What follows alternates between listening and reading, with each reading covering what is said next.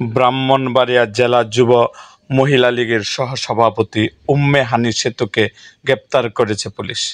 শুক্রবার ২৮ ফেব্রুয়ারি দিনগত রাতে ঢাকায় ধানমন্ডি এলাকা থেকে তাকে গ্রেপ্তার করা হয়। শনিবার ১ মার্চ সকালে ব্রাহ্মণবাড়িয়া সদর মডেল থানা পুলিশের একটি দল সেতুকে ধানমন্ডি থানা থেকে ব্রাহ্মণবাড়িয়ায় নিয়ে আসে। উম্মে হানি সেতু ব্রাহ্মণবাড়িয়া জেলা যুব মহিলা লীগের প্রভাবশালী নেত্রী।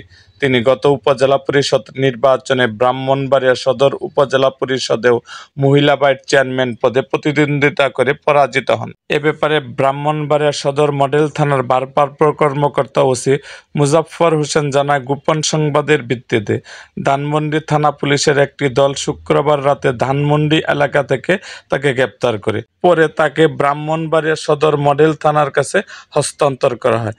তার বিরুদ্ধে ২টি নাশকতা মামলা ও বৈষম্য বিরোধী শিক্ষার্থীর উপর হামলা ও মারধরের ঘটনা সহ ৩টি মামলা রয়েছে। দুপুরে তাকে ব্রাহ্মণবাড়িয়া আদালতে পাঠানো হয়। এরকম আরও ভিডিও পেতে এবং রাজনৈতিক অঙ্গনের নানা ঘটনা ও ইতিহাস জানতে আমাদের মুক্তাগাছার ইতিহাস মিডিয়া ইউটিউব চ্যানেলটিকে সাবস্ক্রাইব করুন এবং পাশে থাকা বেল আইকনটি বাজিয়ে দিন।